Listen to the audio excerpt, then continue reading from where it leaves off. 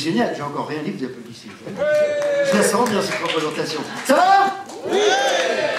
Bienvenue à cette 5e édition du festival Les Fous Rires de Courbevoie, édition anniversaire. Donc vous avez vu, on ne peut pas nous manquer, tapis rouge oblige, édition anniversaire oblige. Alors, la deuxième compagnie à rentrer dans la compétition du festival 2020, c'est une compagnie que l'on connaît bien, c'est l'Acteur Studieux. J'adore ce titre. L'Acteur Studieux, c'est une compagnie qui a été créée en 2004 et elle nous vient de Courbevoie.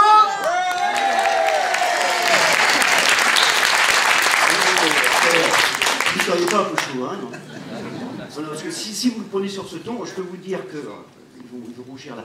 Ils détiennent le record absolu des ventes sur ce créneau samedi 14h. C'est un créneau qui n'est pas évident. Ils font 260 tickets aujourd'hui. On peut les applaudir.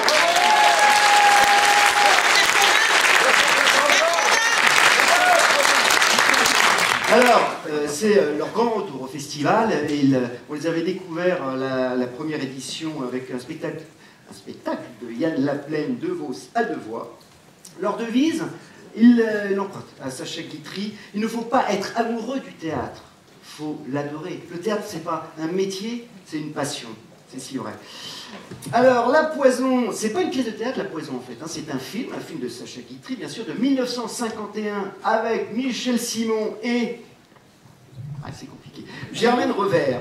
Vous connaissez Germaine Revers? Bien sûr, on dit oui. Bien sûr. Est-ce que vous connaissez Germaine Revers? Vous savez pas qu'il faut... voilà, et donc ce film de 51, vous êtes bon ce soir, enfin cet après-midi, ce film de 51 a fait l'objet d'un remake, donc parlons français, une nouvelle version de 2001, Jean Becker, le film avec Jacques Villeray, Josiane Balasco et l'excellent André Crissoli. La version que vous allez voir tout de suite là, c'est une version de Jacques Michel qui joue dans la pièce. On lui posera quelques petites questions tout à l'heure pour savoir comment il a adapté le film de Sacha Guitry. Enfin, dernière préconisation, vous avez vu que nous allons tous ensemble faire une plongée dans la France très profonde. Donc inutile de vous expliquer que dans la France profonde, il n'y a pas de 4G, mais s'il n'y a pas de 4G, il n'y a pas de téléphone portable. Oh.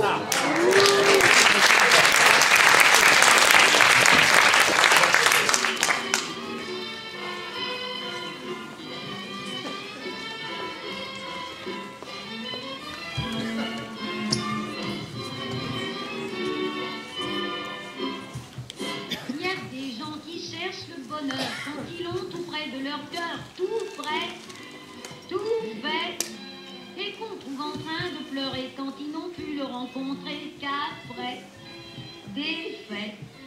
Il leur faut des temps de chichi afin d'y pâtir à tout prix Paris. Surpris, il leur faut 1000 sensations qui leur chavirent la raison. Opium, coco, pour eux plus rien n'est bon. Quand on veut être heureux, y a que les spiritueux. L'alcool est un bienfait des dieux.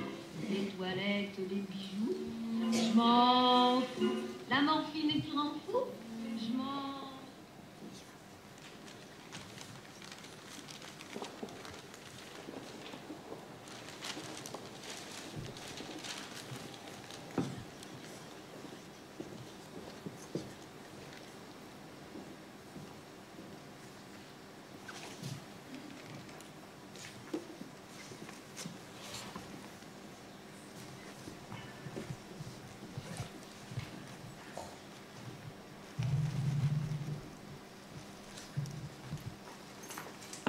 Oh, Madame Michon, c'est bien parce que c'est vous que je vous laisse regarder mon livre d'ordonnance. Écoutez, franchement, ça ne fait de mal à personne et entre nous, ça m'intéresse. Oh, bah, je le vois bien, pardi, et je me demande bien pourquoi. Oh, bah, c'est une idée qui m'est venue comme ça. Je sais si je les connais, mes concitoyennes et mes concitoyens. Et sur eux, il y a longtemps que mon opinion est faite. Mais ça m'amuse de voir justement, comme qui dirait, la preuve de ce que je pensais. Et là, vous en avez la preuve. Et comment? Pensez donc, les potins, les ragots, les histoires qui courent, font prendre en l'essai, n'est-ce pas? Nous sommes d'accord. Tandis que ça, c'est du sincère, c'est du vrai, c'est de l'indiscutable. Quand vous voyez le remède, vous devinez le mal, c'est éloquent. Ainsi tenez, Madame Clément, aspirine, aspirine, aspirine. migraineuse. Et sa tête de renfrogné s'explique immédiatement. Le facteur, hein? Le facteur. Ulcère variceux.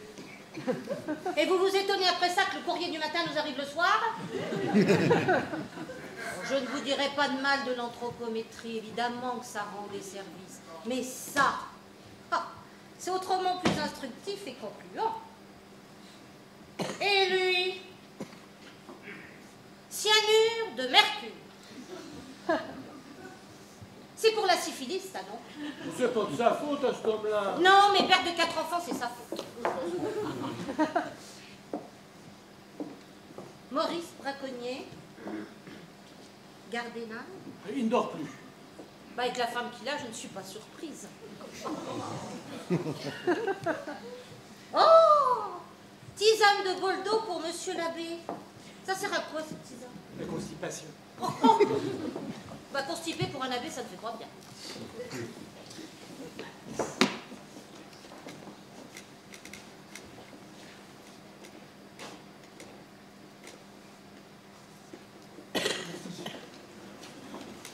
Bonjour Madame Michon. Bonjour, monsieur Feuillard. Ça va chez vous les affaires? Oh, bah ça va doucement. La mercerie, c'est plus que c'était. Et vous, votre magasin? Pareil, c'est de plus en plus difficile. Bon, il faudrait qu'il y ait plus de monde qui passe par chez nous. Oui, on n'est pas très bien placé. Oui, il faudrait quelque chose qui donne, comment dirais-je, de l'élan à notre village. La découverte d'un trésor. On a bien des ruines gallo-romaines. 3 cailloux. Un grave accident avec plein de morts. Oh, non, mais c'est pas... La naissance de quintuplé à Raymondville. Ça a attiré du monde. Des quintuplés ici, ça peut pas arriver. Ce qu'il nous faudrait, c'est un miracle, comme à Lisieux par exemple. Oui, on pourrait leur mettre un panneau sur la route d'Évreux, avec Raymondville et une grande flèche. Oui, les miracles, il suffit d'y croire. Excusez-moi, il y a urgence. Au revoir.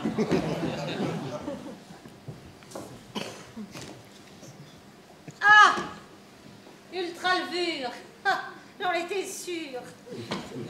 D'ailleurs, j'ai fait un petit compte. Figurez-vous que dans un bourg comme le nôtre, il y a 30% de et 70% de constipés. Ça explique tout. Tout quoi? La province. Tiens, voilà la femme de Maurice Braconnier.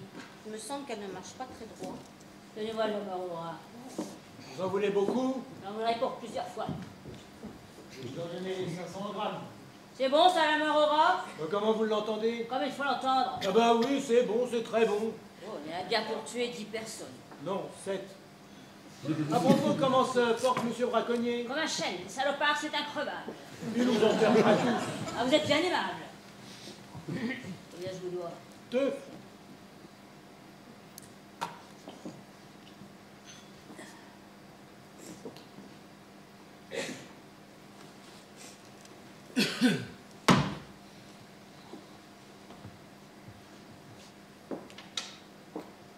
Revue. Ah bah dis donc, elle s'arrange pas, la Liline. Le vin rouge et les femmes, c'est pas un bon mélange. Oui, vous avez raison. Moi, celui que je plains, c'est son mari, le pauvre Maurice Braconnier. Bon, bah, c'est pas tout ça, hein. Leur tourne, hein. Au revoir. Au plaisir, Madame Michon.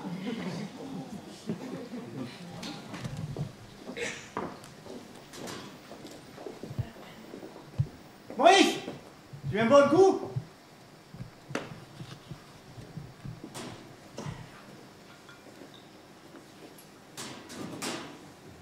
T'en fais une tête. Elle a renversé tous mes bidons de lait. Tout ça finira mal. Dis-moi Maurice, depuis quand vous n'avez pas... Tu vois ce que je veux dire? Voilà le problème Maurice. Tu prends une plante, tu l'arroses pas, qu'est-ce qu'elle fait? Elle se fane, elle se ratatine. Eh bien les femmes, c'est pareil. Sauf qu'en plus, elles deviennent méchantes. C'est psychologique. Non mais tu l'as vu la Liline? Il a un problème, monsieur Braconnier. Il a oublié d'arroser ses plantes. Et alors? Et alors, sa femme lui a renversé ses bidons de lait. Pas comme si elle pouvait pas les arroser elle-même, ces plantes. Oui, elle aurait pu les arroser elle-même. C'est vraiment pas drôle. Je me demande s'il boit pas autant que sa femme. Au fait, ça va mieux, vous ennuyez? Oui, pour le moment. Je regardais Monsieur Dutilleul l'autre jour à la pharmacie. Il serait pas un peu porté sur la bouteille, lui aussi? Moi, je sais pas. Son teint jaune, son nez rougeâtre. Vous trouvez pas?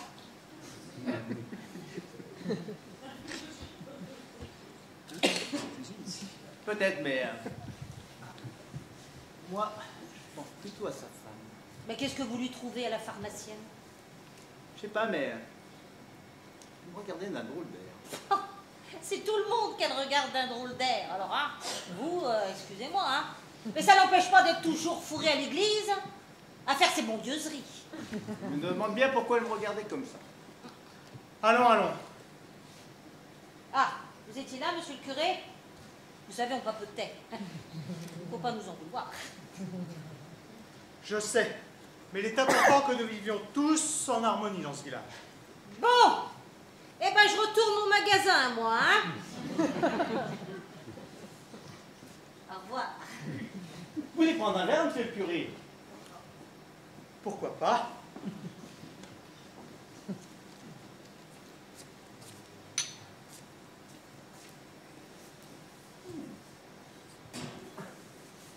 Vous avez fait fuir Madame Michon. Elle n'a sûrement pas la conscience tranquille. Pourquoi dites-vous ça? Il y a beaucoup de médisance à Raymondville. Madame Michon, c'est la championne. Je ne m'étonnerais pas qu'elle écrive des lettres anonymes. Pourquoi? Vous en avez reçu? Quoi? Des lettres anonymes. C'est vous qui en parlez. Moi, ce que j'en dis, je ne suis pas dans le secret du confessionnal.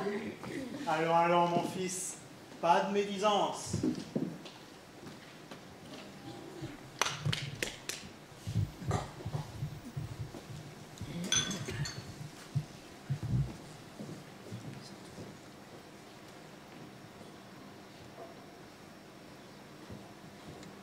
Bonjour mes mères. Oh, Maurice, Je vous dérange pas? bah, tu me déranges jamais. Bah, assieds-toi donc.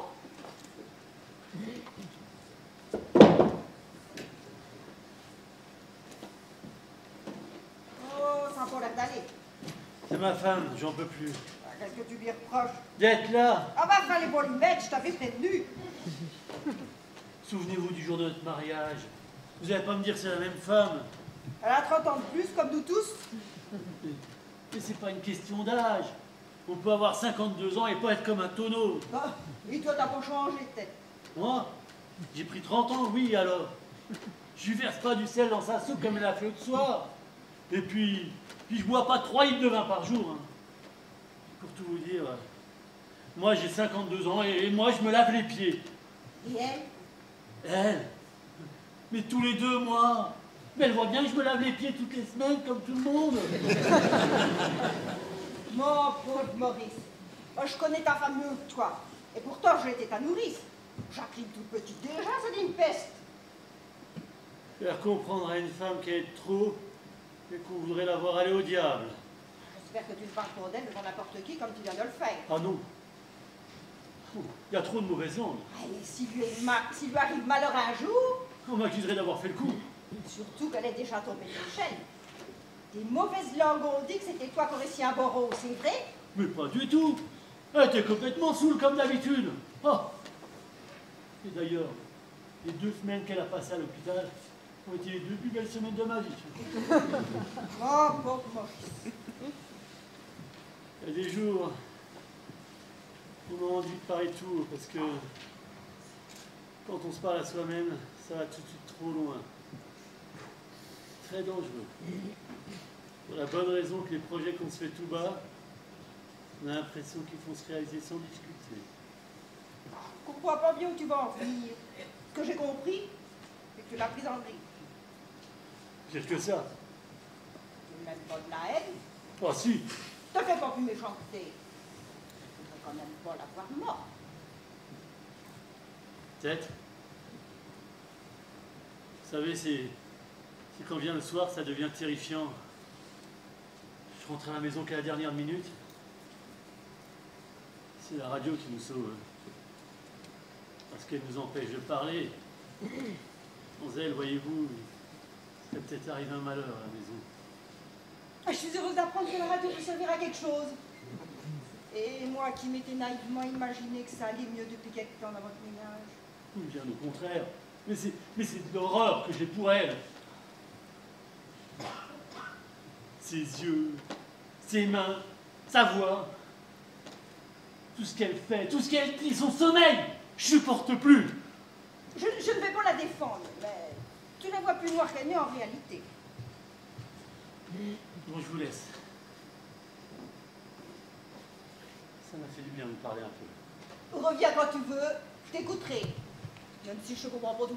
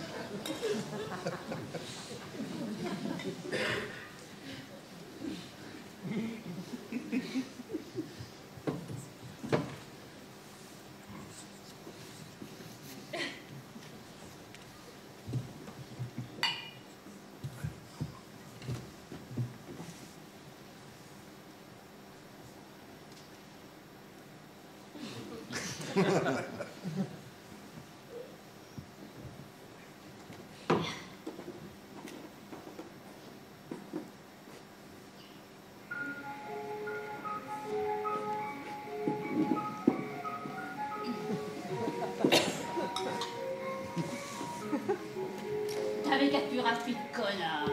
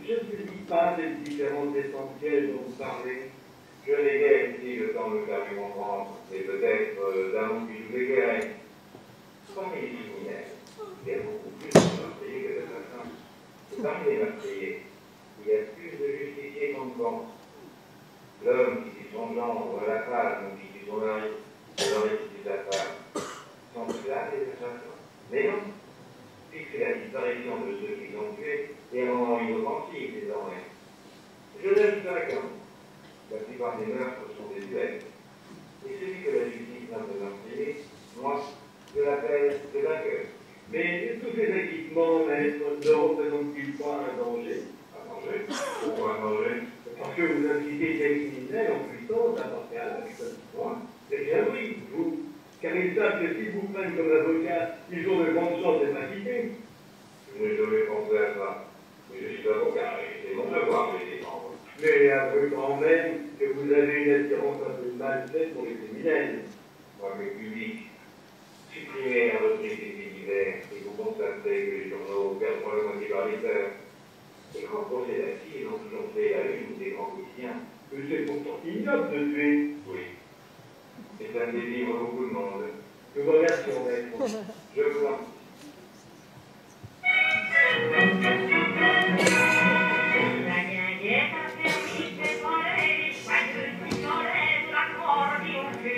Moi, je vais me coucher.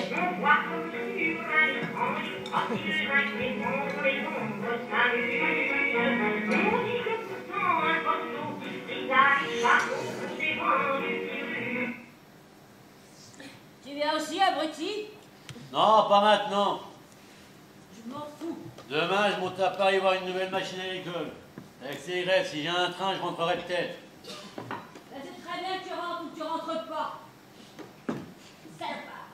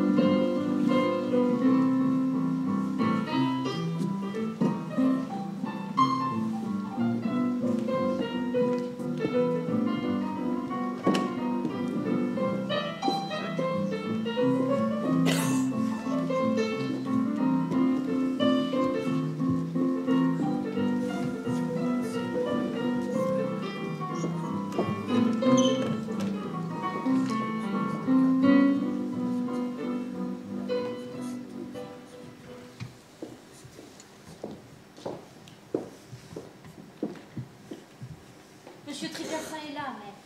Faites-le entrer.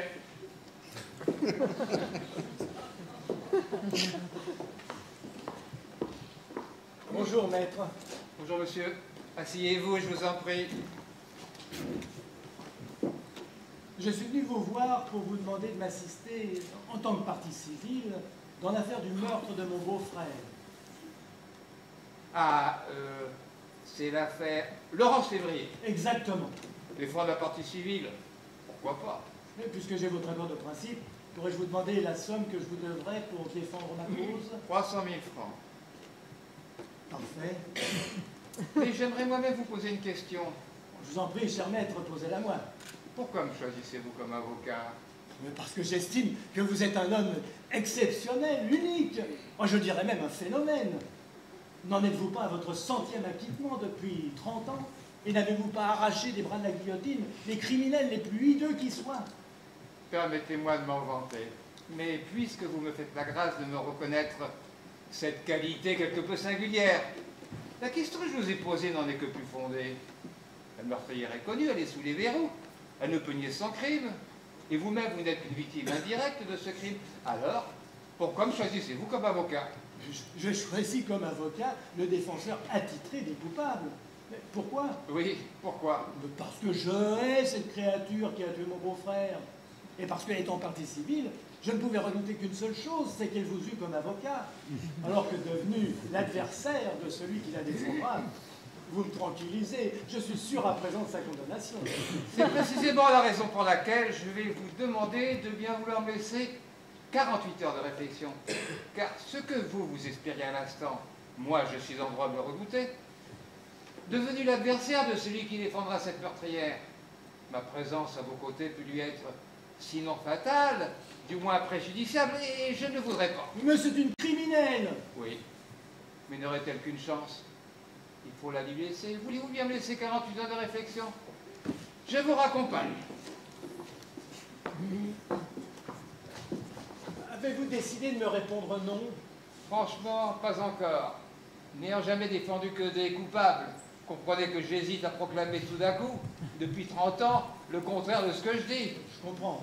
En tout cas, ce à quoi je m'engage, si jamais je vous répondais non, c'est de ne pas accepter de défendre la meurtrière de votre beau-frère. Je vous en remercie, cher maître. Au revoir. Au revoir, monsieur.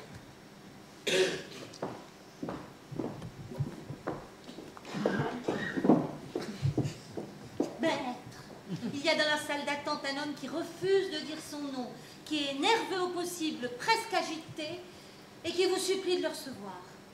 C'est en quelque sorte une personne qui n'a pas envie de rencontrer les gendarmes. Ça en donne l'impression. Je recevrai dans un instant. Vous allez écrire une lettre.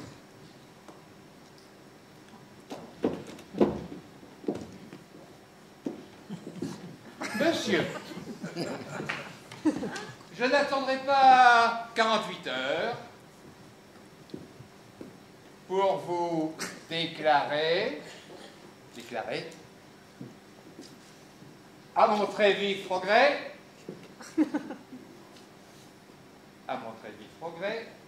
qu'il ne me sera pas possible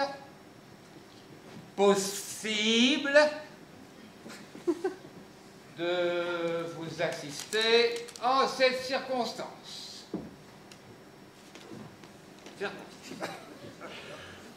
Ne m'en tenez pas à rigueur, et considérez que je tiendrai sans déplaisir, la promesse que je vous ai faite. Veuillez agréer, etc., etc. Je signerai cette lettre tout à l'heure et vous la ferez porter dès ce soir.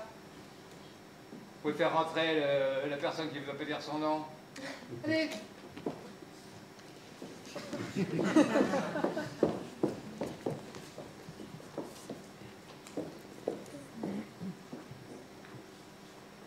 Et vous, je vous en prie.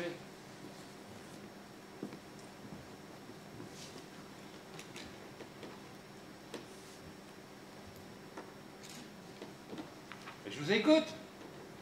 Ben voilà, j'ai tué ma femme. Quand? Hier soir. Et vous êtes libre. C'est que ça ne se sait pas encore. Comment l'avez-vous tué? Vous devez bien savoir avec quoi vous l'avez tué. Avec un couteau? Oui, c'est ça, avec un couteau. Bon. J'aurais mieux fait de l'empoisonner. Ah, je n'ai pas dit ça. Il m'a semblé qu'avec un couteau... Ouais, c'est ce qu'il y a de mieux. Le poison, c'est prémédité. C'est bien ce que je pense. Vous l'avez donc prémédité? Quoi? Ben, sa mort. Je ne suis pas le juge, hein. Non, non, on peut pas dire que je l'ai prémédité. Ça s'est trouvé comme ça. Et cependant, vous disiez à l'instant, vous avez pensé que le couteau valait mieux que tout. C'est vous qui l'avez dit, ça. Qu'est-ce que vous me racontez là? Vous m'avez demandé si je l'avais tué avec un couteau. Vous m'avez répondu oui. Bah oui, naturellement. Alors, l'idée du couteau, c'est vous qui l'avez eue. C'est absurde ce que vous dites là. Est-ce que j'aurais mieux fait de la tuer autrement? J'avais de la vie, puis ce qui est fait est fait. Donc j'ai bien fait de m'y prendre comme Je ça. vous ai déjà répondu oui. Je voulais simplement comprendre. Excusez-moi si je suis un peu tatillon. Vous, les meurtres, n'est-ce pas, c'est votre vie. Vous fréquentez que des assassins. Alors fatalement, vous avez l'habitude. Moi, c'est la première fois que je tue, alors évidemment, je suis un peu affolé. Je voulais simplement savoir si j'avais pas fait de gaffe. Une gaffe? Il y a certaines précautions à prendre. Ouais, je ne vous questionne pas pour autre chose. Vous m'en voulez pas de ce que je vous ai dit? Mais non, continuons. Ce que vous avez dit, le mot prémédité, ça m'a fait dresser l'oreille. Donc, sans l'avoir prémédité, cette idée, cependant, devait vous trotter dans la tête. Aidez-moi que j'en pouvais plus. Est-ce qu'elle buvait? Oui. Beaucoup? Bien trop. Est-ce qu'elle vous trompait? Pas à ma connaissance. Mais vous supposiez sans en avoir pourtant la preuve. Tout à fait. Donc au fond de vous-même, vous vous sentiez trahi. Exactement. C'est pénible à dire, mais quand on a commis un crime, on se doit de réunir tout ce qui peut en atténuer les circonstances. Mais bien sûr. Donc elle vous trompait. Ça, j'en mettrai ma tête à couper. Évitez cette phrase. Bon, revenons au couteau. Mais d'abord, pourquoi me choisissez-vous comme avocat? Vous me connaissiez de nom. Vaguement. J'ai fait votre connaissance à la radio. Et les mots que vous avez dit, et la façon de les dire, ça m'a fortement impressionné. Hein. Et quand j'ai appris que vous en étiez à votre 100e acquittement, là, je me suis dit, voilà mon homme. Est-ce que vous l'auriez tué si vous n'aviez pas entendu cette interview avant? Peut-être pas. Bon. Le couteau. Je vous écoute. Ah non, c'est moi qui vous l'entends. Vous les frappez à quel endroit? Dans la cuisine. Non, dans quelle partie du corps? Je sais plus, c'est important ça? Bah, si vous les frappez dans le dos, vous êtes foutu. Ah bah non, pas dans le dos, elle est en face de moi. Alors, dans le ventre, dans la poitrine, dans le cou, dans... Entre les deux, Lui avez-vous donné plusieurs coups? un seul, j'ai bien fait. Ça vaut mieux pour vous. Et pour elle. Ça fait plus d'accidents. N'en demandons pas tant. Au fait, est-elle bien morte? Ah oui, rassurez-vous. Bon, où habitez-vous? Raymondville, place Jean Jaurès. Vos noms, prénoms et qualités? Maurice Albert Jules, braconnier. C'est ça comme profession, braconnier? Non, le braconnier c'est mon nom de famille. Ma profession c'est agriculteur. Situation de fortune? 700 000. Pardon? 700 000. Et elle le savait? Oh, à quelque chose près, oui. Et j'étais intéressé, naturellement. Oh bah pour sûr, ouais. Ah bah bien. Ah, en fait, avec une histoire comme la mienne, vous allez me demander cher. Bon, parlons de ça plus tard. Votre âge? 52 ans. Marié depuis? 30 ans. Pas de condamnation? Non. Ni de vol? Non.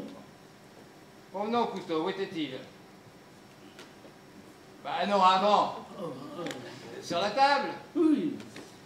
Ce n'est pas vous qui l'aviez pris dans le tiroir de la cuisine? C'est elle qui avait mis le couvert? Oui, toujours avec qui mettait le couvert. Il n'y a jamais eu de sa part la moindre tentative de meurtre à votre égard? Pas à ma connaissance, non. Elle n'aurait pas acheté par exemple un revolver récemment, par exemple? Ah non. Ah, mais ça aurait fait bien, malheureusement non. Tant pis. Donc hier soir, elle était ivre. Oui, Est-ce que vous auriez des témoins de son état d'ébriété? certainement. Sans aller jusqu'à la légitime défense, vous êtes-vous déjà senti menacé par elle? Bon, elle me disait sans cesse, tu ne crèveras donc jamais. Bon, ça. C'est pas des choses à dire. Non, certes, mais c'est plutôt un espoir qu'une menace. Hein. Un geste aurait plus d'éloquence. Une soupière. Une soupière, ça vous irait, une soupière? Soupière? Mais oui, une soupière grosse comme ça qu'elle m'aurait jeté à la tête. Mais l'a-t-elle fait? Oui, Mais il y a longtemps? hier soir. C'est bien ça. C'est très bien. Ah bah, juste une seconde avant d'avoir reçu le coup de couteau. Donc réflexe, ou mieux encore défense, vous êtes saisi du couteau parce qu'elle vous menaçait avec la soupière. Et comme la table nous séparait. En se penchant pour vous jeter la soupière, elle s'est pour ainsi dire embrochée sur le couteau. Voilà. Ah ben c'est amusant ça. Qu'est-ce qui est amusant? Votre façon de reconstituer la scène, mais c'est que ce que c'est que l'expérience, tout de Bon, même. j'espère n'avoir rien oublié. Alors, n'attendez pas d'être arrêté, allez vous constituer prisonnier tout de suite. Tout de suite. Enfin, dès que vous serez rentré. 6 heures plus tard, vous me désignez comme votre avocat et surtout vous ne parlez pas. Je vous raconte. À quelle prison pensez-vous aller? Heureux, probablement. Vous n'y serez pas trop mal. Vous êtes déjà allé? Ah oui, comme avocat. Ah bon, bon, en somme, cette conversation... Vous pourrez ne pas avoir eu. Merci, mais...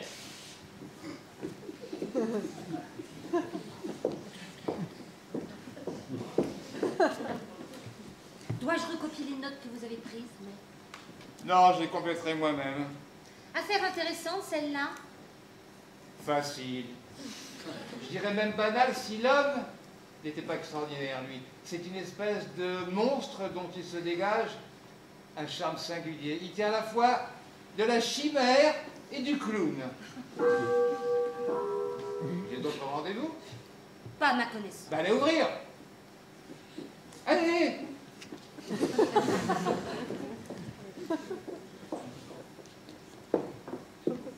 Le procureur de la République. Faites-le entrer. Bonjour, cher maître et ami. Monsieur le procureur, je ne vous cacherai pas la très vive et agréable surprise que me cause votre visite. Je demande d'y voir le témoignage de l'intérêt que je vous porte. Et je voulais précisément que cette visite n'ait aucun caractère officiel. Recevoir dans mon cabinet n'aurait pas manqué d'attirer l'attention, donc je me rends chez vous et me voici tout à fait à l'aise pour vous dire, sur le ton le plus cordial, la chose la moins agréable du monde. L'interview que vous avez donnée hier soir à la radio a fait le plus mauvais effet.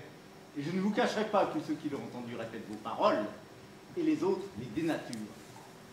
Ne me répondez rien. Ce qui est fait est fait. Et soyez sur vos gardes.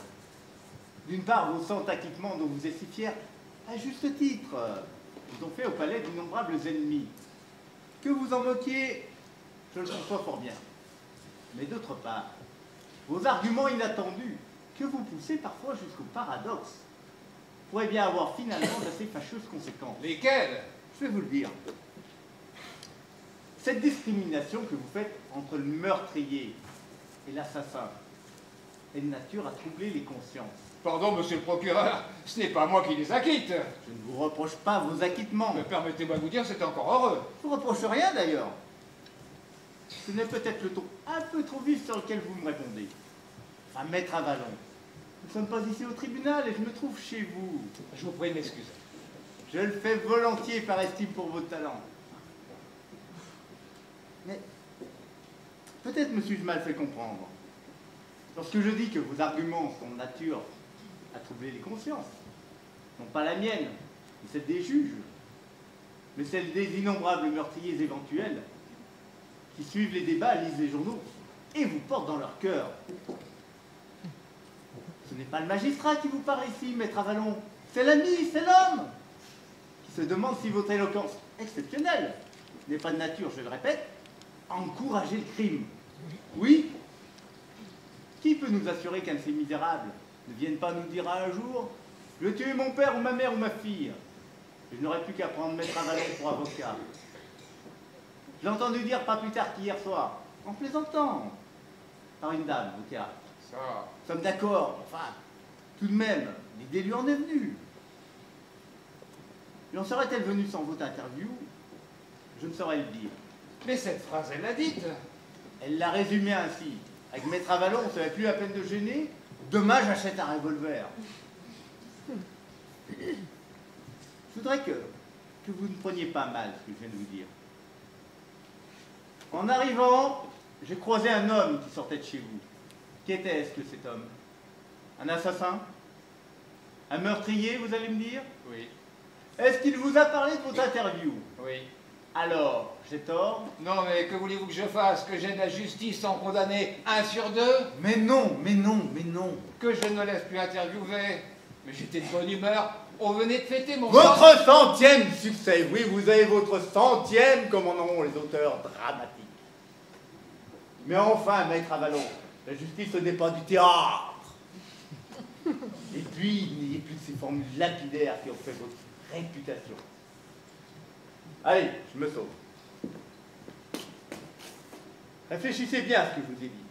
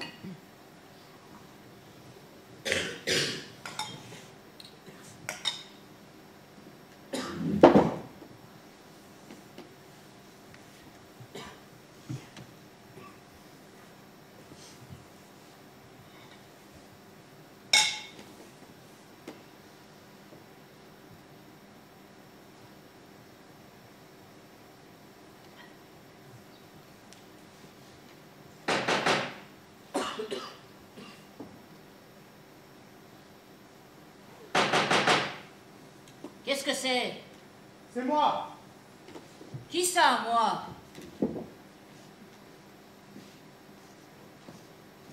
Ah, c'est vous. Qu'est-ce que vous voulez? Je viens simplement bavarder un peu avec toi. J'ai rien à vous dire. Ça ne fait rien. Moi, j'ai des choses à te dire. Si j'ai pas envie de les entendre. Tu permets? Ça me regarde pas. Mais c'est pas un peu trop tôt pour commencer à boire? Pour moi, il n'y a pas d'heure. Pourquoi est-ce que tu bois? Pour oublier. Pour oublier quoi? Tout. Ce village. Toutes ces pourritures. Et qu'est-ce qu'ils t'ont fait? Ils me détestent tous. Ah ça, c'est pas vrai. Et ton mari, qu'est-ce qu'il en pense? Mon mari? Parlons-en. Tu lui en veux donc tant que ça à ton mari? Ce salopard? Il ne devrait pas employer ce vilain mot. Je connais Maurice, crois-moi. Il est malheureux, lui aussi. Malheureux. Lui. Il est toujours à traîner au bistrot, à dire des saletés sur moi avec toute sa clique. Est-ce que tu t'es demandé pourquoi il traînait si longtemps au café? C'est qu'il doit y trouver son compte. Car je vous parle pas de sa nourrice. Il est tout enfourré chez elle, à raconter n'importe quoi. Sa nourrice. Il a plus de 50 ans. Jacqueline, si tu veux que ton mari s'intéresse à toi, il faudrait que tu fasses des efforts. Arrange-toi un peu. Mais de quoi je me mêle? Vous y connaissez quelque chose, vos femmes? J'écoute mes paroissiens. C'est mon rôle d'apporter des solutions. C'est vrai que vous avez votre bonne. Qu'est-ce que tu veux dire? La bonne de monsieur le curé, tout le village en parle. Et qu'est-ce qu'ils disent? Ce n'est pas à moi de vous le dire. N'abusez pas mes oignons. La bonne de monsieur le curé, elle fait le ménage et la cuisine. C'est tout. Eh ben, elle fait comme moi. Moi, je suis la bonne de braconnier. Et tout le monde sait qu'il m'a épousée pour mes biens et pour avoir une bonne à l'œil. Mais tu es son épouse, Jacqueline. C'est à toi de faire le ménage et la soupe. C'est ce que je fais. Pour ce que ça me rapporte. Essaie de tenir compte de ce que je t'ai dit. Bois un peu moins. Et puis arrange-toi. À la santé de tous les salopards.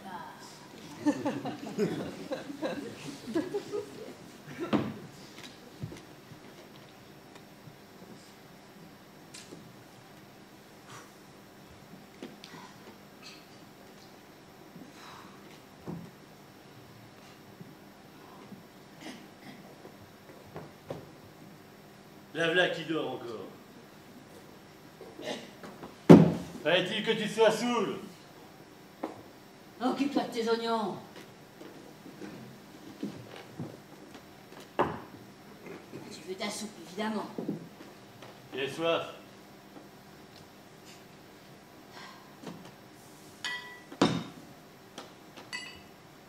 Encore? Va t'en chercher si t'en veux plus. Celui-là, je le garde pour moi.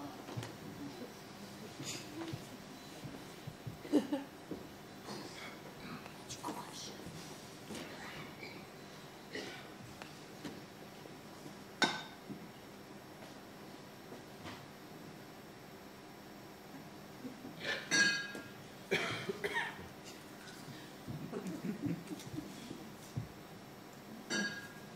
Tiens. Tiens. Tiens.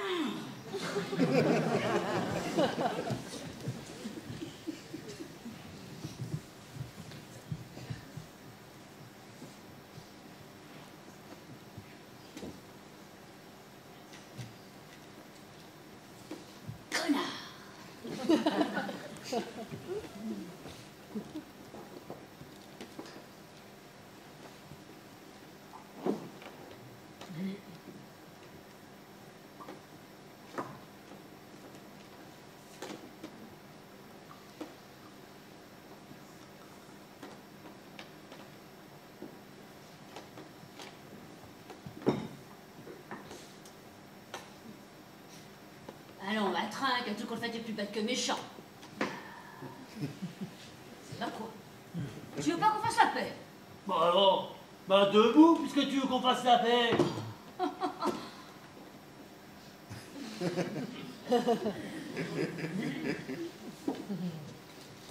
Ah!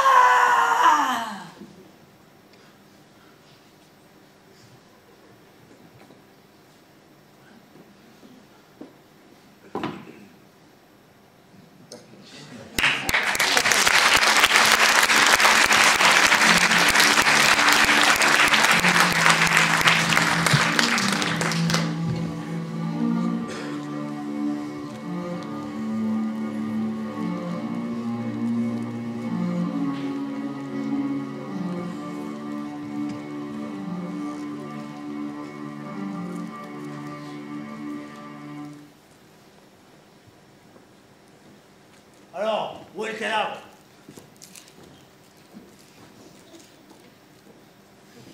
Qu'est-ce qui s'est passé? Je parlerai qu'en la présence de mon avocat. Votre droit le plus absolu.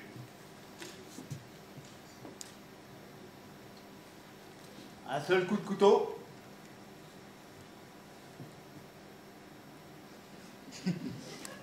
Mais mortel.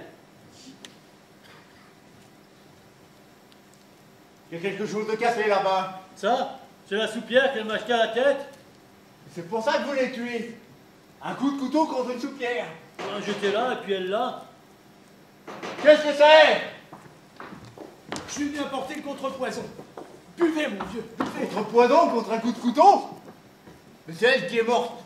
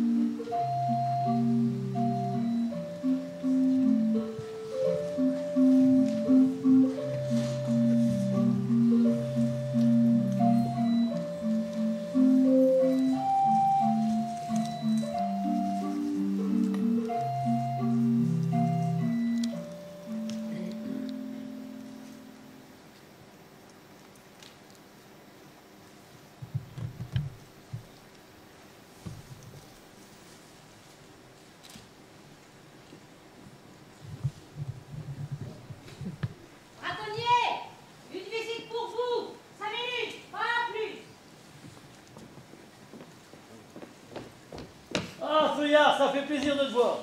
Mon vieux Momo, allez viens, je s'embrasse. Je t'ai apporté des affaires propres et quelques friandises. On s'est tous cotisés pour te faire la surprise. Les œufs durs, c'est Madame Michon. Le saucisson, c'est Paul, du café de chez Paul. Le chocolat, c'est mes mères, enfin Madame Dubroussette à Nourrice. Criminel! Oui, mais n'aurait-elle qu'une chance? Il faut la lui laisser. Voulez-vous bien me laisser 48 heures de réflexion? Je vous raccompagne. Avez-vous décidé de me répondre non? Franchement, pas encore. N'ayant jamais défendu que des coupables, comprenez que j'hésite à proclamer tout d'un coup, depuis 30 ans, le contraire de ce que je dis. Je comprends. En tout cas, ce à quoi je m'engage, si jamais je vous répondais non, c'est de ne pas accepter de défendre la meurtrière de votre beau-frère. Je vous en remercie, cher maître. Au revoir. Au revoir, monsieur.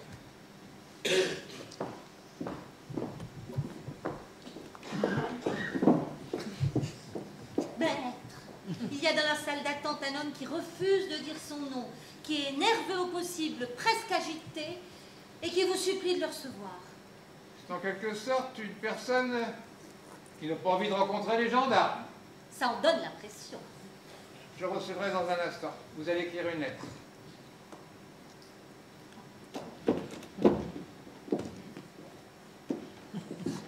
Monsieur, Je n'attendrai pas 48 heures pour vous déclarer, à mon très vif progrès,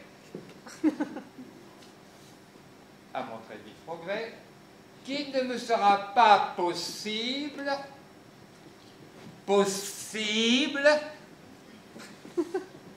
de vous assister en cette circonstance.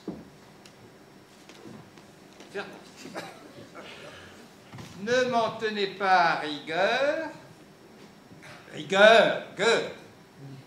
et considérez que je tiendrai sans déplaisir,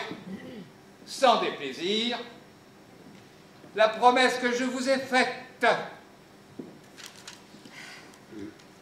Veuillez agréer, etc., etc. Je signerai cette lettre tout à l'heure et vous la ferez porter dès ce soir. Vous pouvez faire rentrer la personne qui vous a pas dire son nom. Allez.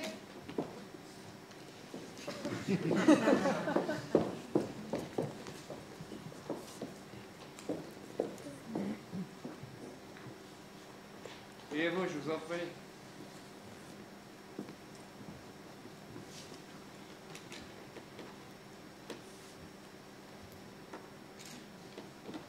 Je vous écoute. Ben voilà, j'ai tué ma femme. Quand? Hier soir. Et vous êtes libre.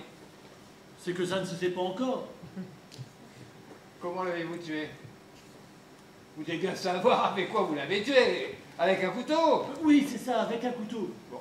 J'aurais mieux fait de l'empoisonner. Ah, je n'ai pas dit ça. Il m'a semblé qu'avec un couteau... Ouais, c'est ce qu'il y a de mieux. Le poison, c'est prémédité.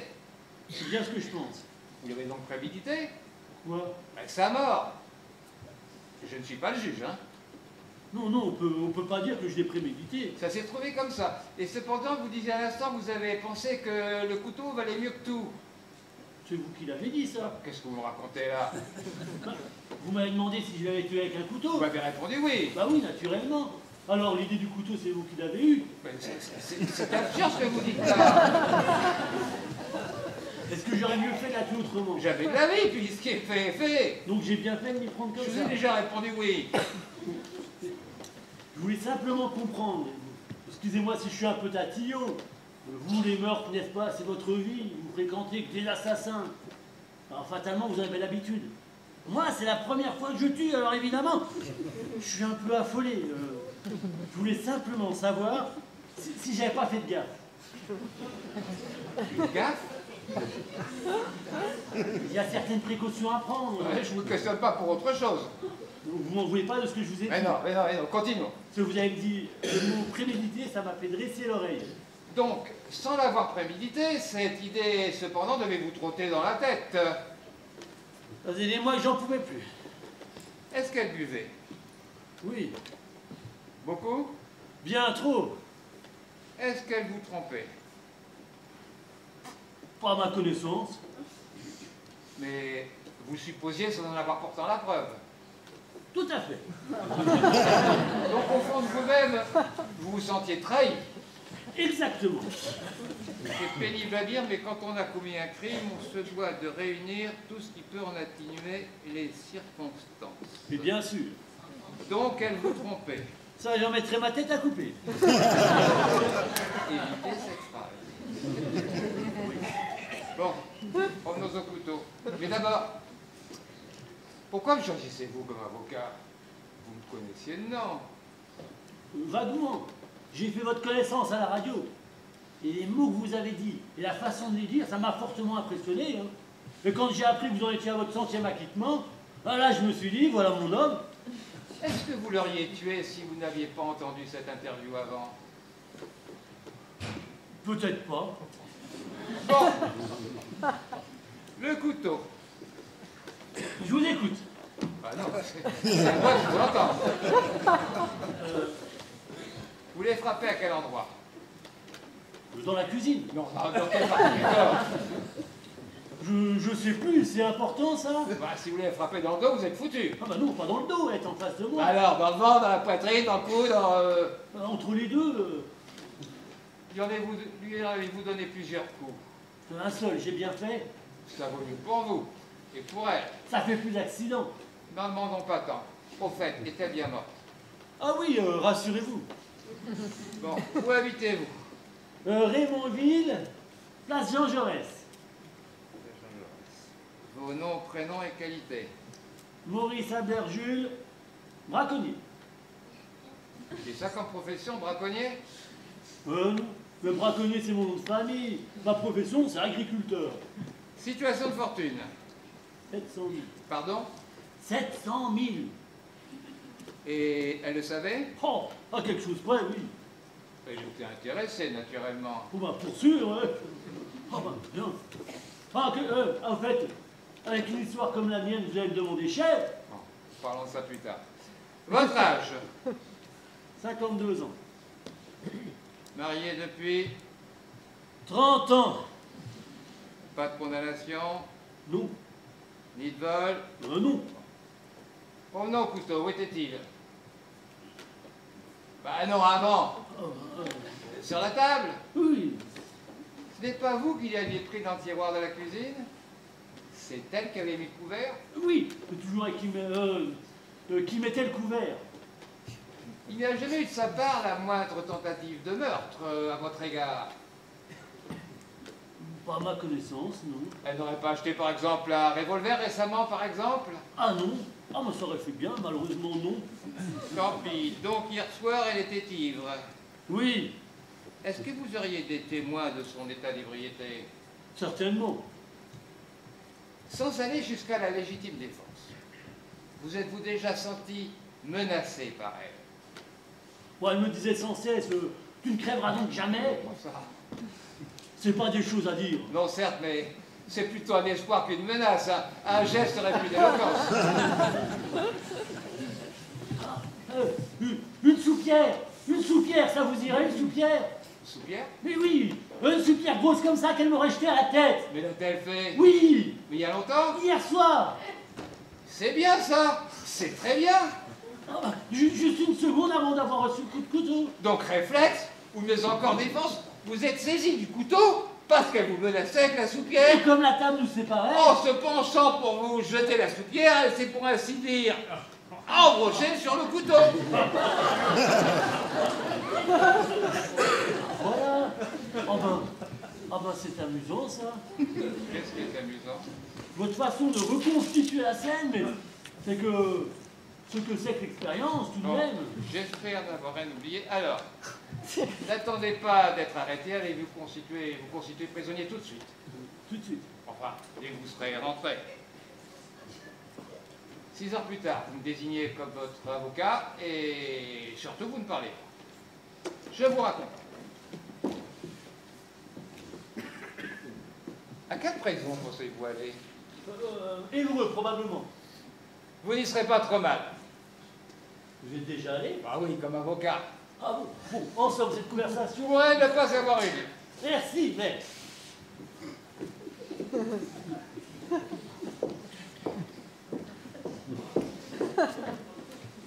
Dois-je recopier les notes que vous avez prises? Non, je les compléterai moi-même. Affaire intéressante, celle-là. Facile. Je dirais même banal si l'homme n'était pas extraordinaire, lui. C'est une espèce de monstre dont il se dégage un charme singulier. Il tient à la fois de la chimère et du clown. J'ai d'autres rendez-vous? Pas à ma connaissance. Ben, allez ouvrir. Allez.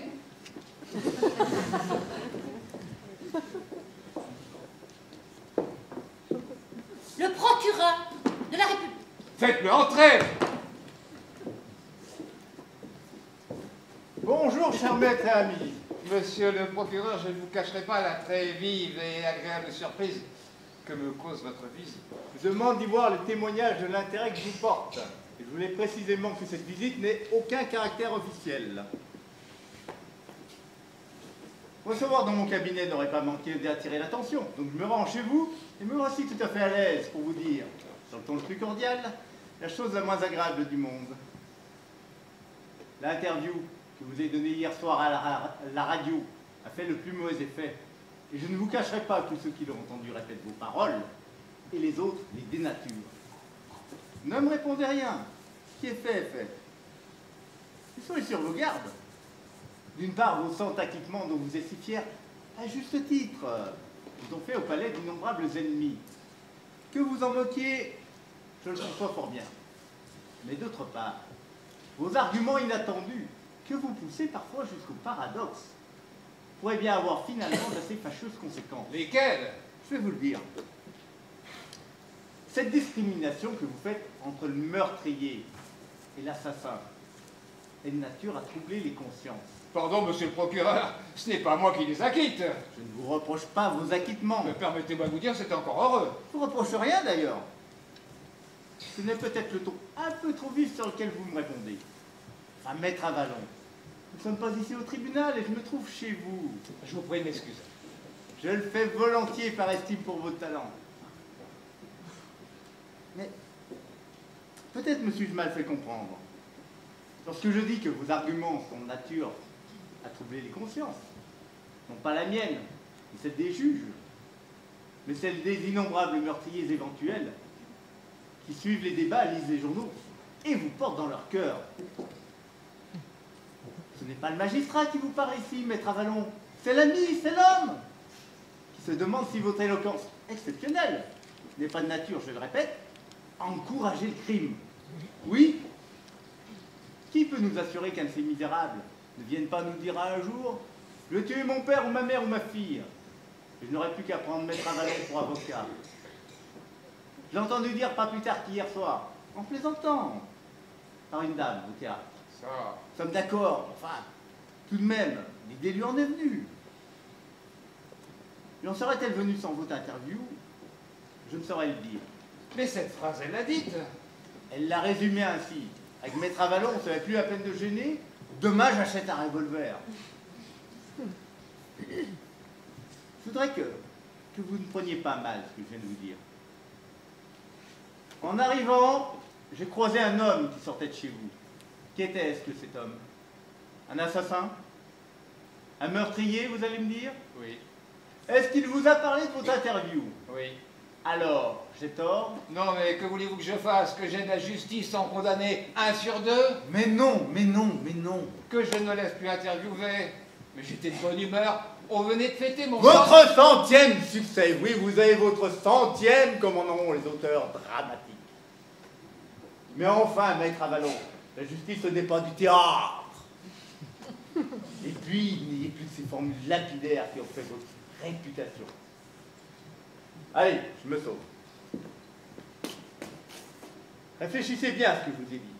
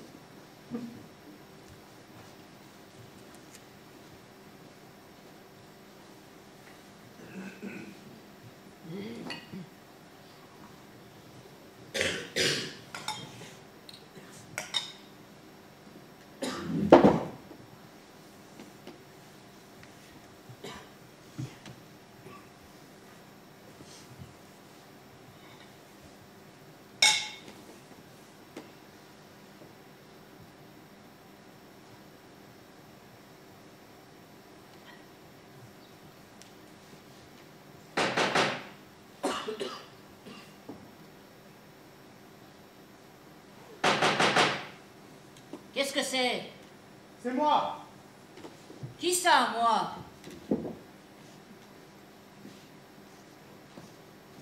Ah, c'est vous. Qu'est-ce que vous voulez? Je viens simplement bavarder un peu avec toi. J'ai rien à vous dire. Ça ne fait rien. Moi, j'ai des choses à te dire. Si j'ai pas envie de les entendre. Tu permets? Ça ne me regarde pas. Mais c'est pas un peu trop tôt pour commencer à boire? Pour moi, il n'y a pas d'heure. Pourquoi est-ce que tu bois? Pour oublier. Pour oublier quoi? Tout. Ce village. Toutes ces pourritures. Et qu'est-ce qu'ils t'ont fait? Ils me détestent tous. Ah ça, c'est pas vrai. Et ton mari, qu'est-ce qu'il en pense? Mon mari? Parlons-en. Tu lui en veux donc tant que ça à ton mari? Ce salopard? Il ne devrait pas employer ce vilain mot. Je connais Maurice, crois-moi. Il est malheureux, lui aussi. Malheureux. Lui. Il est toujours à traîner au bistrot, à dire des saletés sur moi avec toute sa clique. Est-ce que tu t'es demandé pourquoi il traînait si longtemps au café? C'est qu'il doit trouver son compte. Car je vous parle pas de sa nourrice. Il est tout enfourré chez elle, à raconter n'importe quoi. Sa nourrice. Il a plus de 50 ans. Jacqueline, si tu veux que ton mari s'intéresse à toi, il faudrait que tu fasses des efforts. Arrange-toi un peu. Mais de quoi je me mêle? Vous y connaissez quelque chose, vos femmes? J'écoute mes paroissiens. C'est mon rôle d'apporter des solutions. C'est vrai que vous avez votre bonne. Qu'est-ce que tu veux dire? La bonne de monsieur le curé, tout le village en parle. Et qu'est-ce qu'ils disent? Ce n'est pas à moi de vous le dire. N'abusez pas mes oignons. La bonne de monsieur le curé, elle fait le ménage et la cuisine. C'est tout. Eh ben, elle fait comme moi. Moi, je suis la bonne de braconnier. Et tout le monde sait qu'il m'a épousée pour mes biens et pour avoir une bonne à l'œil. Mais tu es son épouse, Jacqueline. C'est à toi de faire le ménage et la soupe. C'est ce que je fais. Pour ce que ça me rapporte. Essaie de tenir compte de ce que je t'ai dit. Bois un peu moins. Et puis arrange-toi. À la santé de tous les salopards.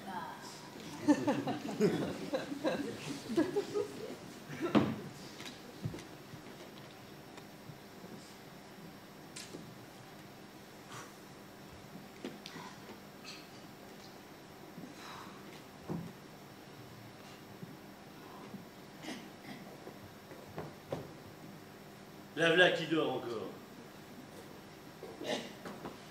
Fallait-il que tu sois saoul?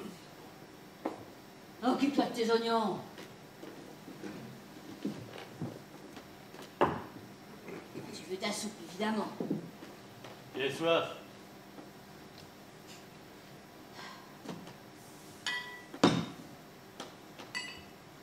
Encore? Va t'en chercher si t'en veux plus. Celui-là, je le garde pour moi.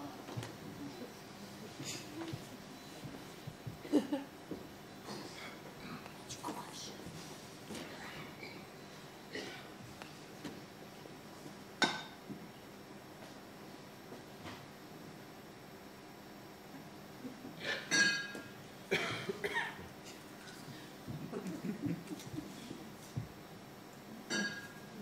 Tiens. Tiens. Tiens.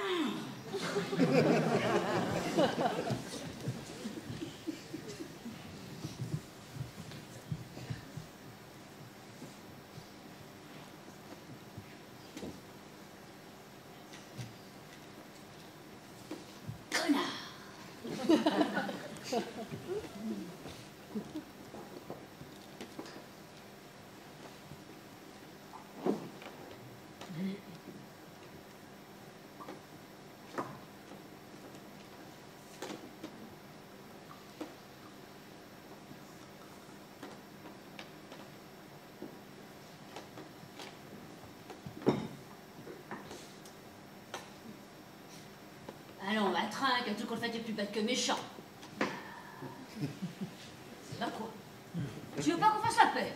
Bah alors, bah debout, puisque tu veux qu'on fasse la paix.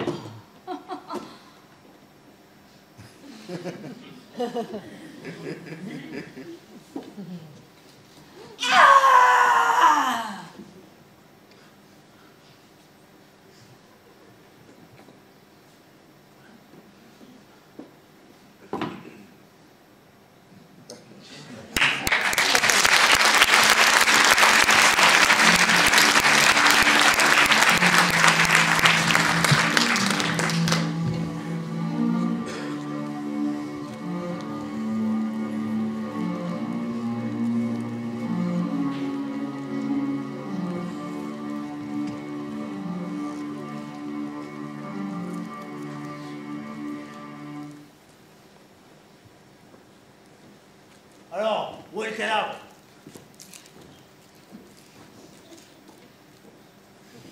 Qu'est-ce qui s'est passé? Je parlerai qu'en la présence de mon avocat. Votre droit le plus absolu.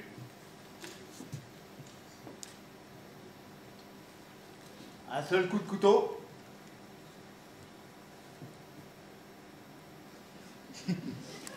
Mais mortel. Il y a quelque chose de cassé là-bas. Ça, c'est la soupière qu'elle m'a acheté à la tête.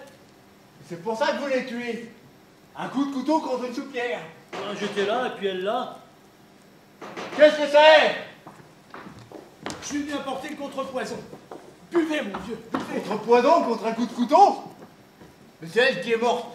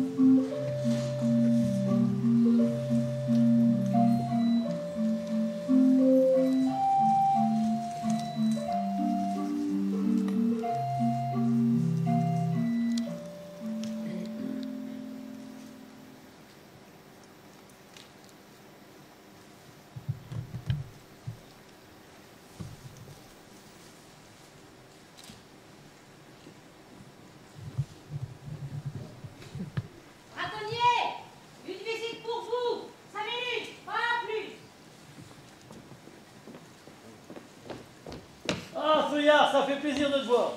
Mon vieux Momo, allez viens, je s'embrasse. Je t'ai apporté des affaires propres et quelques friandises. On s'est tous cotisés pour te faire la surprise. Les œufs durs, c'est Madame Michon. Le saucisson, c'est Paul, du café de chez Paul. Le chocolat, c'est mes mères, enfin Madame Dubrousset, ta nourrice. Enfin, ton ancienne nourrice.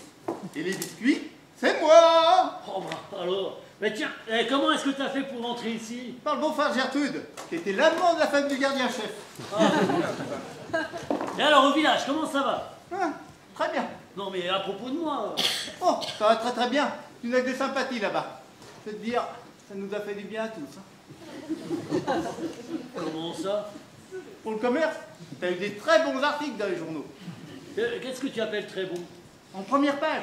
Et puis très long, avec des titres en grosses lettres. Des Raymondville par-ci, des Raymondville par-là. Alors tu penses, des journalistes, des photographes, des autos qui passent toute la journée par notre village. On a mis des poteaux indicateurs. Pour le pays, c'est inespéré. Tiens, rien que pour donner une idée. Chez Paul, notre petit café, on était obligé de rajouter 8 tables en terrasse. Quant à la maison du crime, c'est comme ça qu'on l'appelle maintenant ta maison. Alors là, n'en parlons pas. Oh mais si, vas-y, raconte. Des visites du matin jusqu'au soir. Il y a des jours pour un service d'ordre. Les morceaux de la soupière sont dans une vitrine. Le couteau dont tu t'es servi, il est planté dans une miche de pain, posé sur la table de la cuisine. C'est marqué « Défense de toucher ». C'est considéré comme une relique. Car voilà populaire, mon vieux Momo. Et quel que soit ton sort, dis-toi bien que Raymondville et ses habitants ne sont pas des ingrats. Tu peux compter sur leur reconnaissance. Oh ben, ça me touche beaucoup. Et tu sais pas ce que les enfants chantent? Elle ne mettra plus de l'eau dedans mon verre, car la poison, elle est morte. L'avocat qui vient. Allez, je me sauve. Adieu, mon vieux Momo.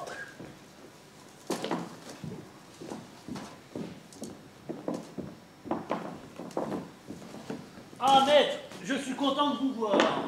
Vous saurez moi quand vous aurez entendu ce que j'ai à vous dire. Le pharmacien est mort? Non, heureusement il va s'en remettre, mais il ne s'agit pas de ça. Asseyez-vous. Le rapport de gendarmerie affirme que le crime a été commis le mercredi 25 septembre à 21 h. Or, c'est précisément ce jour-là. Vous êtes passé à mon cabinet quelques heures auparavant pour me dire que vous avez tué votre femme la veille, c'est-à-dire le mardi 24. Qu'elle soit morte un mardi ou un mercredi, ça change rien pour elle. Ouais, pour moi, ça change tout. Pourquoi est-ce que vous êtes passé voir avant de l'avoir tué? Pour savoir comment faire ils m'y prennent. Vous étiez mieux placé pour me dire comment et j'ai suivi toutes vos instructions. Instructions? Mais c'est un assassinat. Le couteau sur la table et la soupière, j'ai tout respecté, vous pouvez être fiers de moi. Mais c'est un crime. Ah non, non, non, c'est de la légitime défense. Hein, sinon, c'est elle qui m'empoisonnait. Qui vous croira? On saura que vous êtes passé me voir quelques heures avant le crime, que je vous ai donné des instructions, comme vous dites.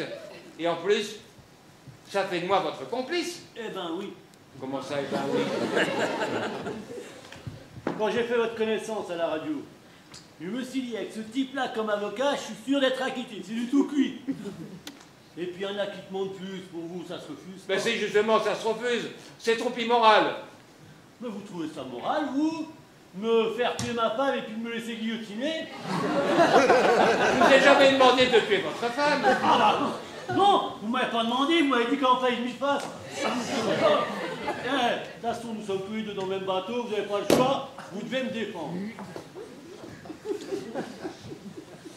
Et c'est insensé. Oh, c'est insensé.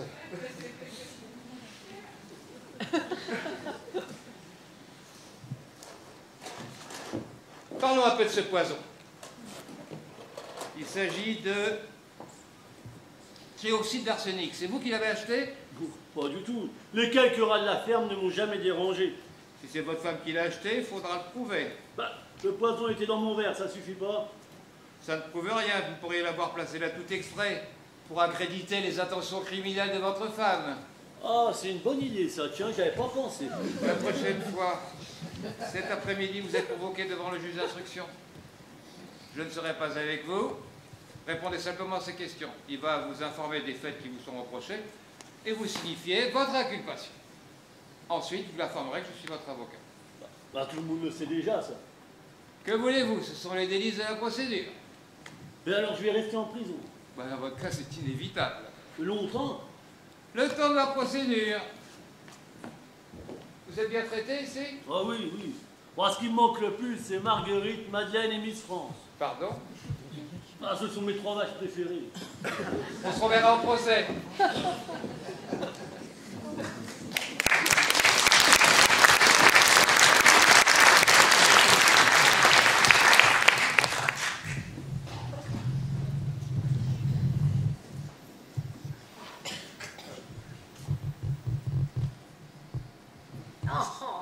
Monsieur Feuillard est revenu acheter de l'ultralevure. En voilà un qui fait pas partie des 70% de... Madame Michon, rendez-moi ce livre. Vous n'avez pas le droit de le regarder. Si, avec Monsieur Dutilleul, j'avais la permission. Non, vous la preniez, c'est pas pareil. J'en sais des choses avec ça. Et c'était indispensable pour répondre vos commérages. Commérages? Et c'est tout le village qui fait les commérages. Et vous aussi, sûrement. Non, pas du tout. Eh bien alors, c'est votre mari. Oh, le pauvre! C'est facile de l'accuser quand il est à l'hôpital. Vous avez raison. Est-ce que vous êtes allé le voir? C'est difficile, je suis seule à la pharmacie, qu'aurais-je le temps? Et vous? Moi? Vous y êtes allé? Eh ben non, parce que moi j'ai ma mercerie. Oh! Vous êtes plus souvent ici que dans votre mercerie. Mon mari est capable de tenir la boutique. Oh, la mercerie, ce n'est pas un commerce d'hommes. Et la pharmacie, ce n'est pas un commerce de femmes. Je m'en sors très bien. Est-ce que vous irez au procès de Monsieur Braconnier? Bien obligé.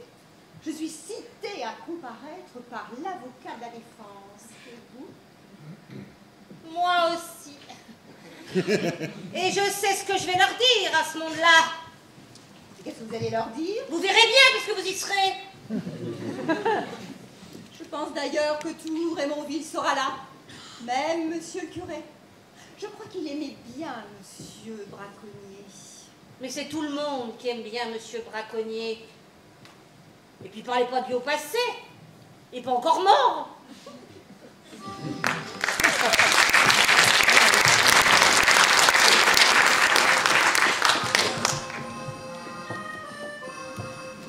Ici, Radio Reportage. Le grand jour est arrivé dans le petit village de Raymondville.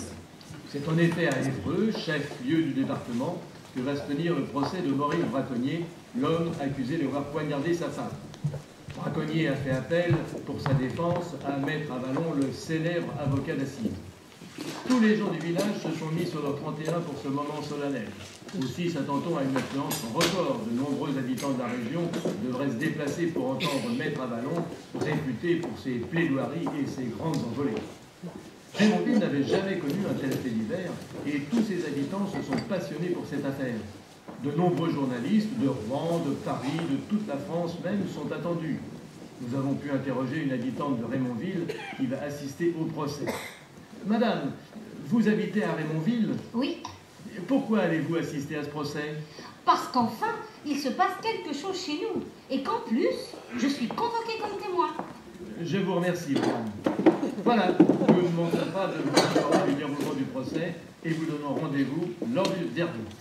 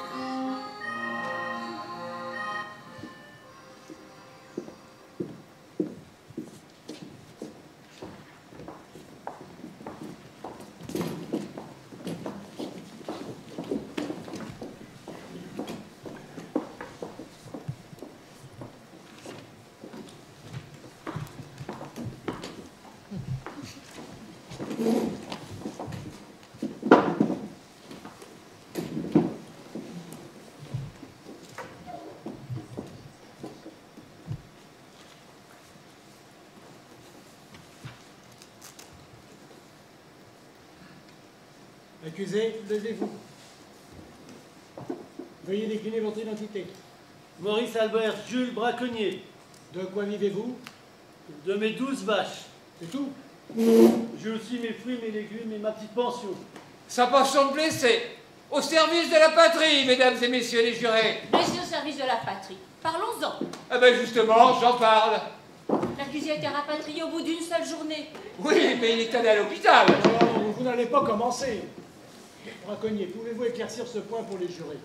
Je suis allé faire mon service militaire à Metz. Et pourquoi une pension? Lors du premier exercice de tir, j'ai reçu une balle perdue. Pas perdu pour tout le monde. Dans la fesse. Je comprends, à l'armée, vous devez une pension d'invalidité.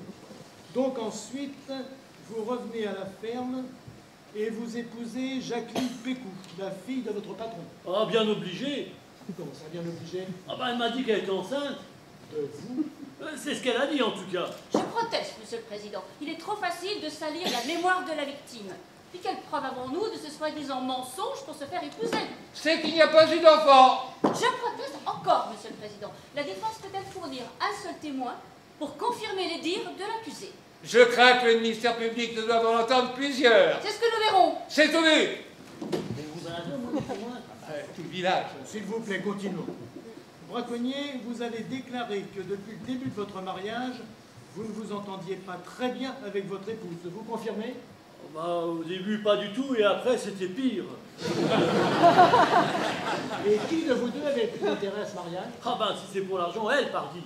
Elle avait à la ferme un employé à l'œil, moi. Elle faisait bien sa part de travail. Bon, on l'a vu. On l'a jamais vu rien faire autre chose que la cuisine et picoler, c'est tout. À écouter l'accusé, je vais croire que je me suis trompée de procès. Nous assistons depuis le début de l'audience à celui de la victime. Est-ce notre faute si la victime était un être sordide, mesquin, ivrogne, effectivement? Le ministère public s'est trompé de procès. Au lieu d'avoir ici le procès d'un pauvre homme, plongé dans un drame qu'il n'a pas voulu et qu'il dépasse, nous devrions avoir ici celui d'une empoisonneuse qui a prémédité son geste, puisqu'elle avait acheté de la morora la veille. Ça, c'est vrai, hein. S'il n'y avait pas eu cet accident, ben, c'est elle qui m'aurait tué. Pardon, quand l'accusé l'a tuée, il ne savait pas qu'elle avait elle-même des intentions criminelles. Vous me faites rire. Elle a mis de la morora dans son verre, vous appelez ça des intentions criminelles. Mais l'accusé l'ignorait. Ouais, heureusement que j'ai deviné, moi. J'ai bien vu à ses yeux qu'elle voulait ma mort. Hein. Mais c'est vous qui l'avez tuée. Non, non, non. Je me suis défendu. Hein. C'est pas pareil. Hein. Pour une fois, le châtiment aura précédé le crime. Oh, c'est scandaleux. Ah non, non, non, entendre des choses pareilles, c'est scandaleux, c'est scandaleux. Mais calmez-vous. Faites entrer le premier témoin.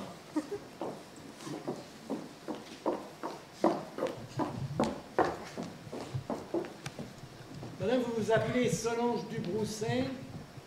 Vous étiez la nourrice de l'accusé. À lire vos témoignages, vous le connaissez bien. Pouvez-vous nous dire quel enfant il était?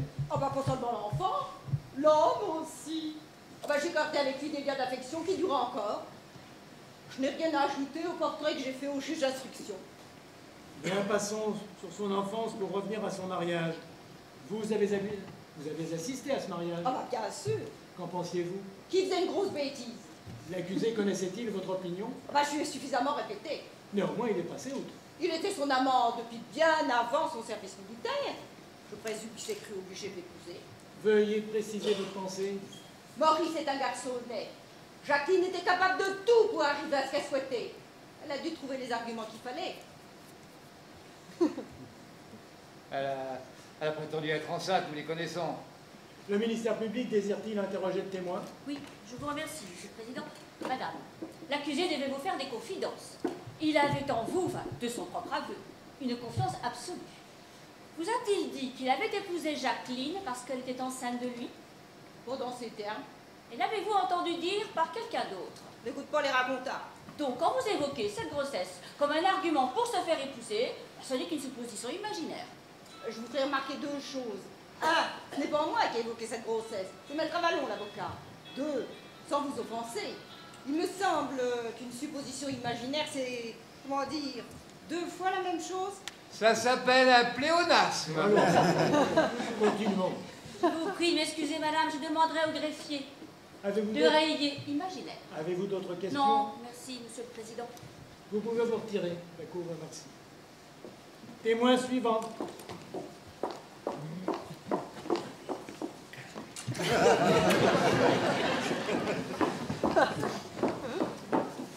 Madame, vous jurez de dire la vérité, toute la vérité, rien que la vérité. Bah voyons, ça ne se demande pas.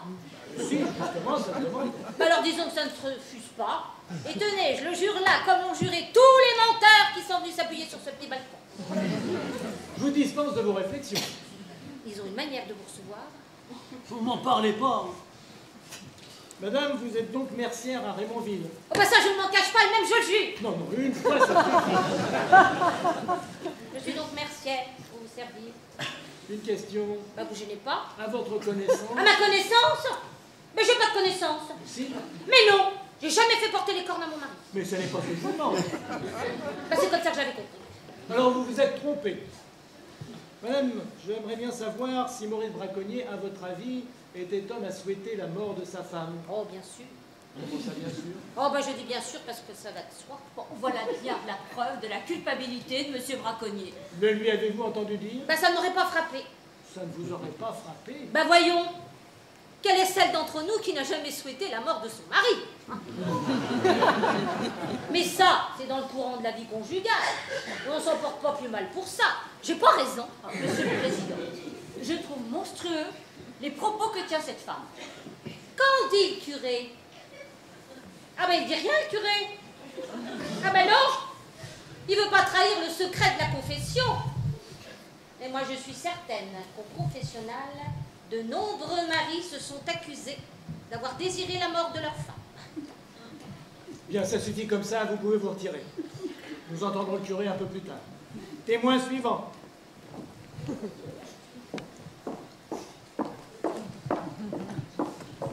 Maître Avalon, c'est vous qui souhaitiez interroger le témoin.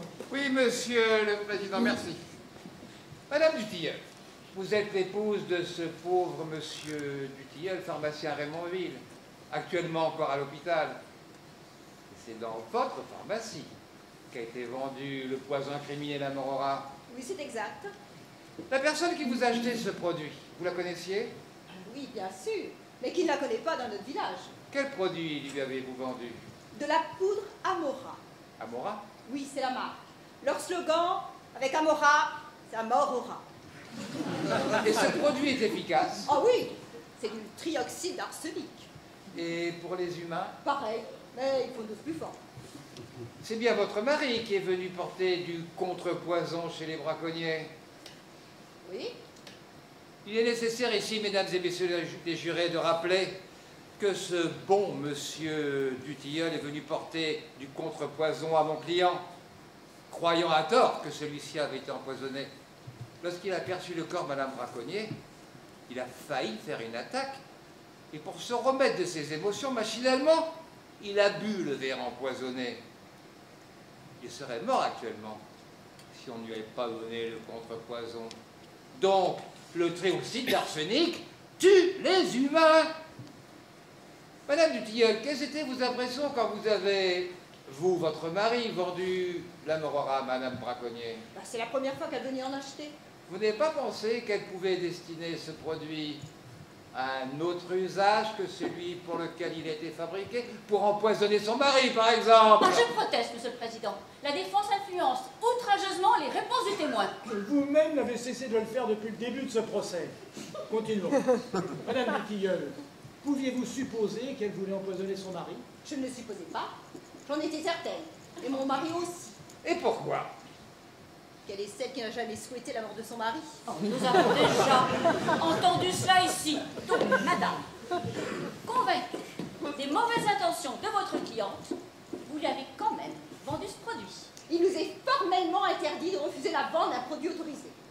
Nous vous remercions, madame. Témoin suivant. C'est le père Proudier, curé de Raymondville.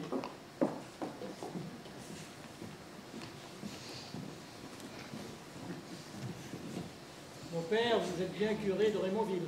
C'est exact. Pouvez-vous nous donner votre avis sur cette affaire? Que voulez-vous que je vous dise? Ce que vous en pensez et ce qu'en pensent les gens du village. Ce qu'en pensent les gens du village, c'est pas à moi de le dire. Vous entendez bien les confessions de vos paroissiens. Avez-vous déjà entendu parler du secret du confessionnal, monsieur le président? Le secret de la confession. Mais nous jugeons ici un homme accusé de meurtre. Alors le secret du confessionnal...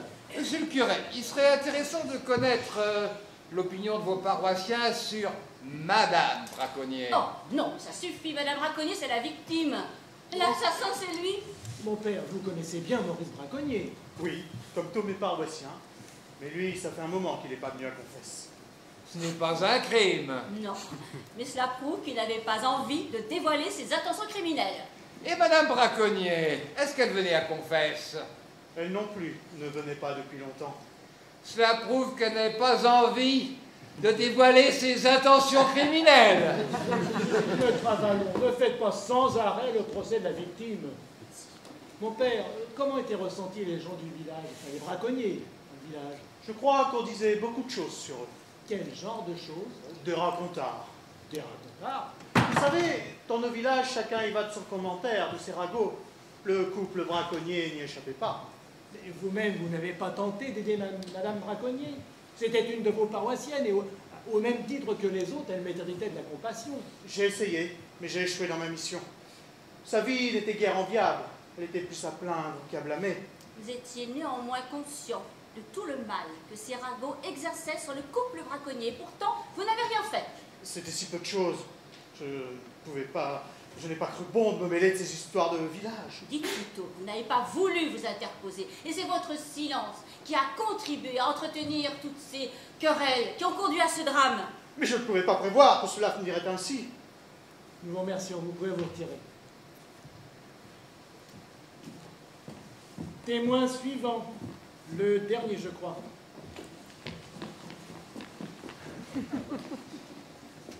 Vous êtes bien Edmond Feuillard, ami de l'accusé. C'est exact, monsieur le président. L'accusé a déclaré lors de sa déposition que vous le trompiez avec son épouse. C'est faux! Je veux bien être en service, mais pas ça! Ça ne te paraissait pas possible. Ah non! Là, franchement... Braconnier, levez-vous. Maintenez-vous vos déclarations? Non. Alors pourquoi accuser ce pauvre homme? On a pensé, mon avocat et moi, que la jalousie pouvait être un bon motif. Mais ce n'est pas vrai. Il a dit que c'était pas possible. Excuse-moi, Feuillard. Et vous, est-ce que vous pourriez faire ce que je pense avec ma femme? Vous voyez, maître, passez donc sa photo.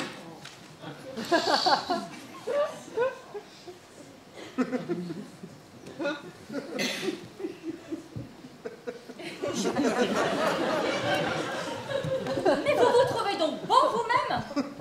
Vous avouez donc qu'elle était laide. Il ne s'agit pas de ma beauté, mais de la sienne. La question ne se pose pas de savoir si une femme peut ou elle ne peut pas.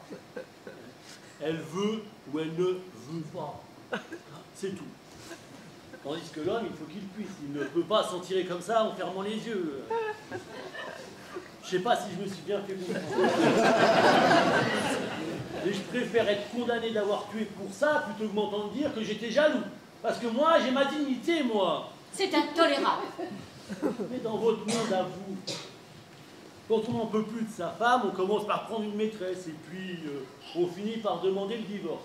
Eh ben, à la campagne, ça se passe pas comme ça. Les paysans attendent que l'autre soit mort pour essayer de refaire leur vie. Et ça peut être nous. Monsieur Feuillard, vous pouvez vous retirer. Braconnier, asseyez-vous. La parole est maintenant à l'accusation pour son réquisitoire. Je vous remercie, Monsieur le Président. Mesdames et messieurs les jurés, regardez l'accusé. Regardez-le bien, avec son air bon enfant. On lui donnerait le bon Dieu sans confession. Mais ne vous y trompez pas. Vous avez devant vous un assassin de la pire espèce. De l'espèce humaine, il n'en a que l'apparence. Car derrière se cache un prédateur implacable, une véritable bête sauvage qui, tout au long de ce procès, n'a jamais manifesté le moindre pitié pour sa victime, ou montré seulement le moindre regret d'avoir commis ce crime. Alors, pourquoi aurions-nous de la pitié pour lui? Oui, pourquoi? Cet homme est un monstre. C'est pourquoi je vous réclame, mesdames et messieurs les jurés, sans haine, mais sans faiblesse, la seule peine qui soit à la mesure de son crime, la peine capitale. Oh. La parole est maintenant à la défense. Mesdames et messieurs les jurés, cet homme comparaît devant vous aujourd'hui, car il a eu de la chance, oui, de la chance d'être encore en vie. S'il avait bu ce verre empoisonné, il ne serait plus de ce monde aujourd'hui. Et c'est sa femme qui serait là devant vous. S'il était venu vous dire, la veille de son histoire, « Ma femme veut me tuer », est-ce que vous auriez pu faire quelque chose pour lui? Rien du tout. S'il vous avait demandé la permission de la tuer avant qu'elle ne le tue, vous ne l'auriez pas donné, et vous l'auriez laissé se faire empoisonner sans même lever le petit doigt. Ce n'est donc pas lui qu'il faut condamner, c'est sa femme qui a voulu empoisonner son mari, sa femme qui a failli tuer un pauvre pharmacien innocent. Si vous deviez la juger, vous suivriez le réquisitoire du ministère public en la condamnant à la peine capitale. Eh bien, mesdames et messieurs les jurés, c'est votre sentence qu'a exécutée Maurice Braconnier. C'est pourquoi je vous demande son acquittement. Braconnier, levez-vous. Regrettez-vous d'avoir commis ce crime? Ça va dépendre de vous.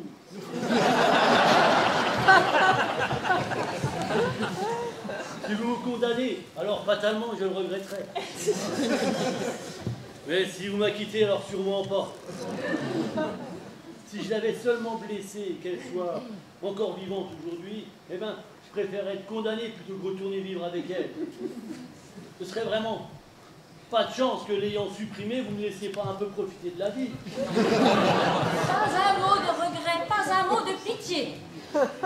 Non, madame. Pas un mot, pas un seul.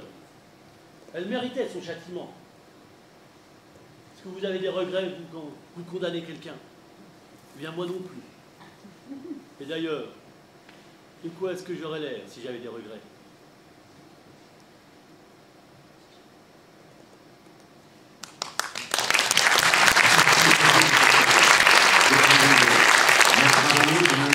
Son 101e acquittement.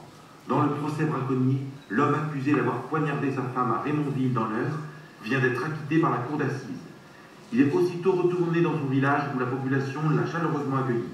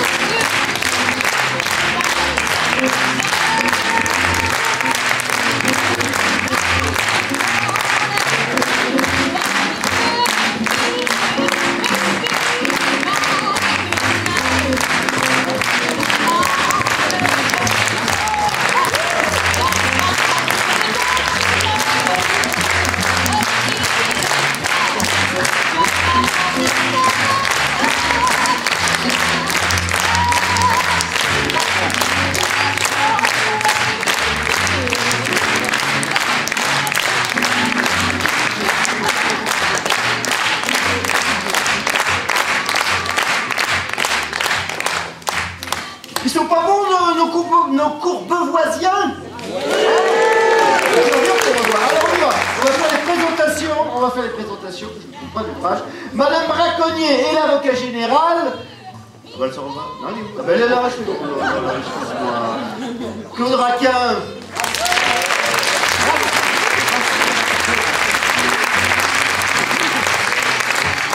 Maurice Braconnier.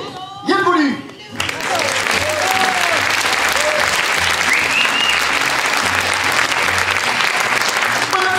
Et la secrétaire de Maître Avalon, Charlotte Tourbier.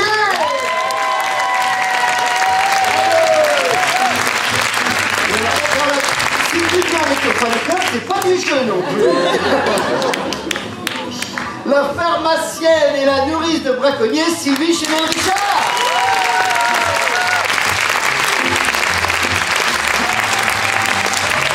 Le pharmacien, le client de l'avocat et le président du tribunal, Jacques Boulet.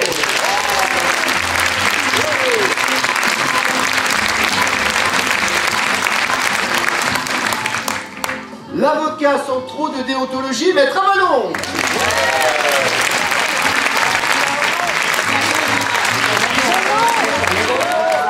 Vous parlez Maître Avalon, j'ai accouché.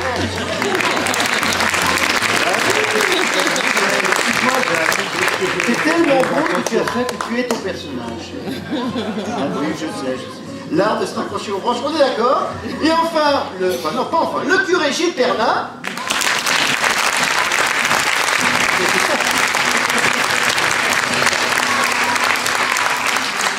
Et enfin, Feuillard, un ami de braconnier, et le procureur Gilles Ambonne.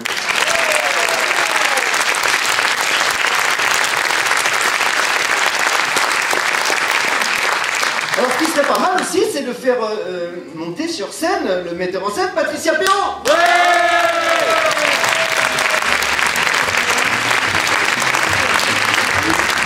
Alors, elle est à la régie de Cabaret, attention aux escaliers, ne tournez pas. C'est bon. Le temps qu'elle nous rejoigne, je voudrais également remercier à la régie, nous avons notre régisseur à nous fou rire, Julien Cruau. Et les régisseurs du centre événementiel, nous avons Yann, nous avons Loïc, nous avons Bruno, et j'ai oublié hier Pascal, qui m'en excuse, Pascal. Voilà.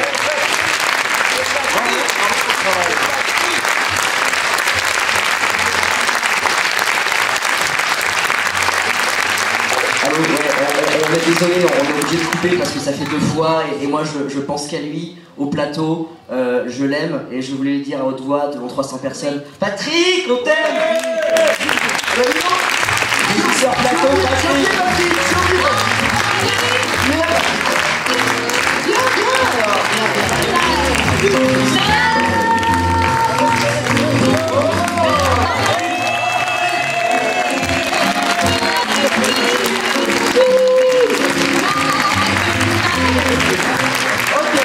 Alors, je vous disais tout à l'heure que donc c'est l'adaptation du film de Sacha Guitry, et donc l'adaptation n'est pas de Maître Avalon évidemment, mais de Jacques Michel. Voilà.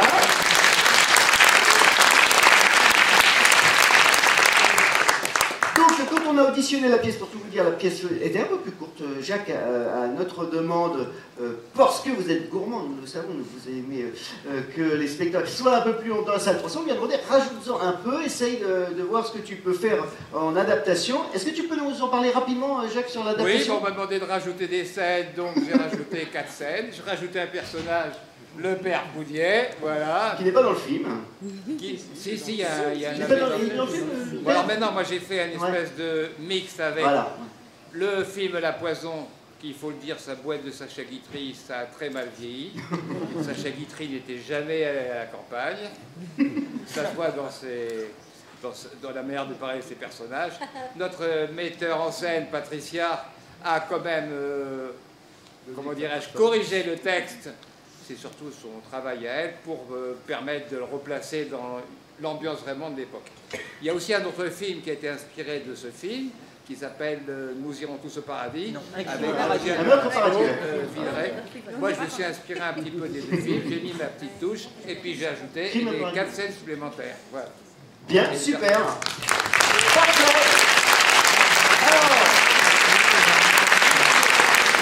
Voilà, le moment des délibérations, non pas du jury, mais des festivaliers arrive. Donc, on vous a offert à l'entrée un beau programme et des petits cartons notés de 1 à 10. Vous n'avez pas été du tout convaincu par le plaidoyer de Maître Avalon. Vous mettez 1, parce que c'est pas du tout cette pièce, c'est une éventualité. Mais alors, vous pouvez soit être totalement chauvin, vous n'avez pas aimé la pièce, mais vous adorez Courbevoie, donc vous notez Courbevoie. Donc là, c'est 10. Ou alors, le cas le plus probable, vous avez adoré la pièce et vous aimez soutenir la troupe de Courbevoie, et vous mettez 10. Allez. C'est ça, est-ce que les règles sont ça? Oui, c'est ça. Ok. Mais, oui, comment? Tu veux dire un petit mot? Oui, ben, je voulais remercier d'abord les fous rires qui sont venus nous voir jouer à Paris et qui nous ont fait confiance, voilà. Et tous les bénévoles, aussi. Toute l'équipe aussi, qui est extraordinaire. Les autres troupes qu'on côtoie depuis 2 jours, 3 jours, voilà, qui sont tous charmants. Et remercier la ville de Courbevoie et remercier particulièrement Bertrand. Voilà. Merci beaucoup. Alors, pour le festivalier, l'aventure, j'ai envie de dire le marathon théâtral va continuer puisqu'on se retrouve à 17h30 avec une salière Si vous aimez les voisins un peu pénibles, ben vous allez les retrouver sur la scène de la salle bleue. Vous allez voir, c'est pas piqué des hannetons comme on dit. Donc ça, c'est 17h30 tout à l'heure. Pour l'instant, ben, je vous invite à rejoindre le fond de la salle et à aller rejoindre pour la photo traditionnelle.